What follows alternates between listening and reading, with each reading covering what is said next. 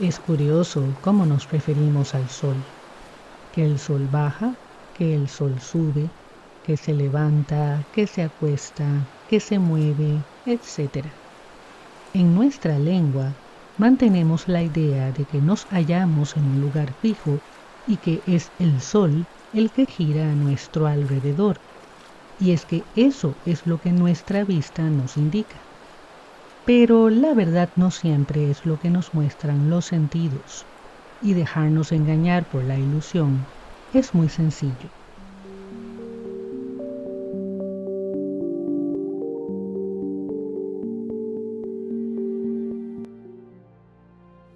Aún en el presente, muchas personas creen que la Tierra es un lugar fijo y que el Sol es una especie de luz que se mueve sobre una cúpula que cubre la Tierra.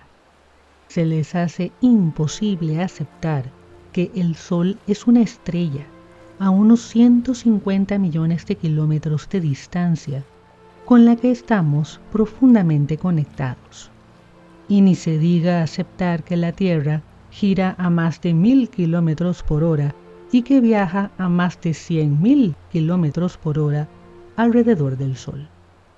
Y sobre todo, que no somos el centro del universo, sino un pequeño punto en el infinito. Hace ya unos 2600 años, diversos pensadores griegos habían concluido que la Tierra era una esfera. Sin embargo, la mayoría creía que estaba en el centro del universo y que el Sol giraba en torno a ella. O sea, eran geocentristas.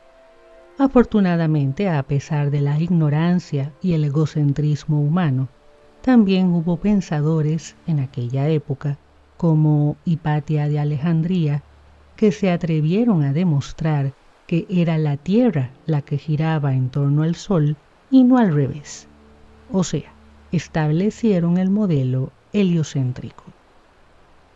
Desafortunadamente, durante la Edad Media, la idea heliocéntrica no se acomodaba bien a la Biblia, y los pensadores escolásticos seguían a Aristóteles, que era geocentrista. Así que fue el geocentrismo el que prevaleció hasta el siglo XVI, cuando Copérnico volvió a presentar y demostrar el modelo heliocéntrico. No lo pudo hacer en vida, la Iglesia lo habría enjuiciado por su atrevimiento, pero años después de su muerte, su obra fue finalmente publicada gracias al atrevimiento de un impresor que, para evitarse problemas, astutamente incluyó una nota en la que indicaba que tal hecho no era cierto. La creencia de que el Sol gira alrededor de la Tierra no ha sido la única creencia errada sobre esta estrella. A través de los siglos, muchas otras han circulado al respecto. En el siglo XVIII, por ejemplo, un clérigo inglés aseguró que el infierno estaba en el Sol, porque debajo de la Tierra no habría espacio para tanto condenado y además el calor se saldría a la superficie terrestre. En 1781, el astrónomo que descubrió Urano aseguraba que el Sol tiene una superficie sólida y fresca habitada por seres similares a los humanos. Luego otro autor publicó un tratado en el que aseguraba que el Sol no podía ser fuente de calor, porque según el Génesis, la luz había sido creada primero, por tanto, el Sol tenía que estar hecho de hielo. Y hoy en día muchos terraplanistas están convencidos de que el Sol es solo una especie de lámpara gigante que se mueve a pocos kilómetros de la superficie terrestre. Y si nos vamos al tema de los eclipses solares, las creencias toman toda una nueva dimensión. Según la mitología hindú, los eclipses solares se producían cuando la cabeza decapitada de un demonio cubría el sol.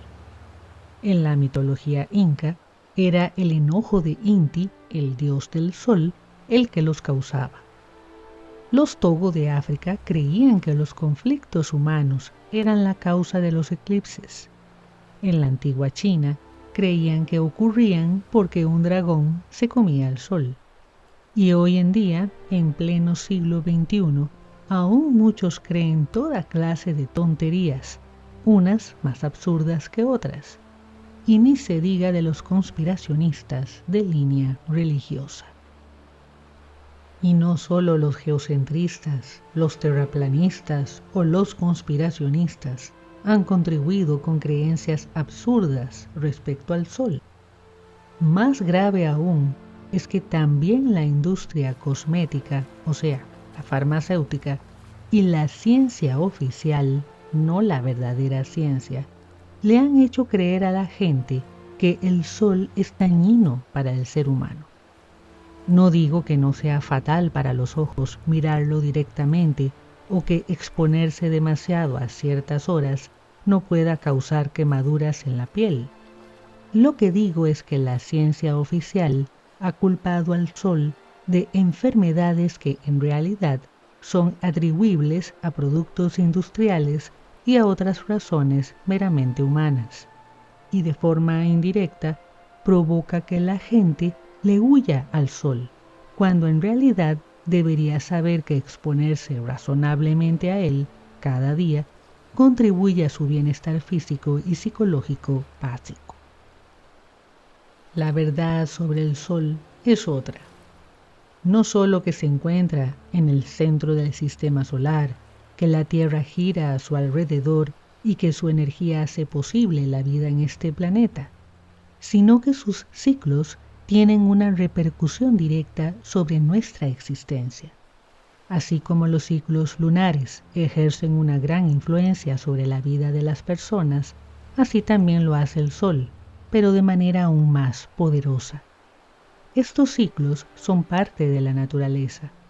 El problema es el desconocimiento que el ser humano tiene de su relación con ellos y cómo estos dirigen su vida. No podemos vivir fuera de los ciclos, pero el ciclo más conveniente a seguir para nuestra existencia es el ciclo solar, que dura aproximadamente 12 años. Si nos alineamos con este ciclo, si creamos las condiciones ideales para vivir en sincronía con el Sol, podemos no solo experimentar bienestar y balance en nuestra vida, sino que también abrimos la posibilidad de trascender hacia otras dimensiones de la existencia.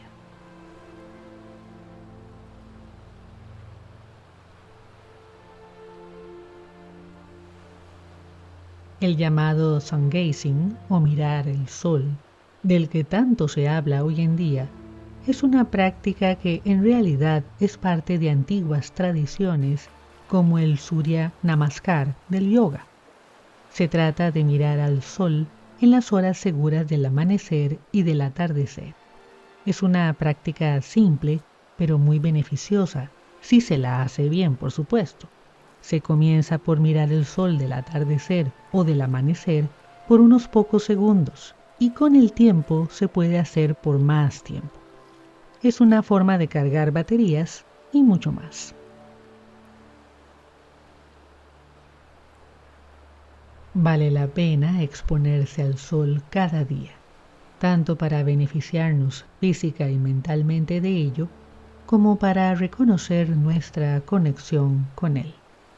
No estoy hablando de quemarse, estoy hablando de una exposición razonable cada día, de mirar el atardecer o el amanecer en el momento que es seguro, y de reverenciar su existencia, no como a un Dios, porque no es un Dios, sino como un acto de reconocimiento de nuestra conexión con Él, con la naturaleza y en general con toda la existencia. Y ahí se los dejo. Hasta la próxima.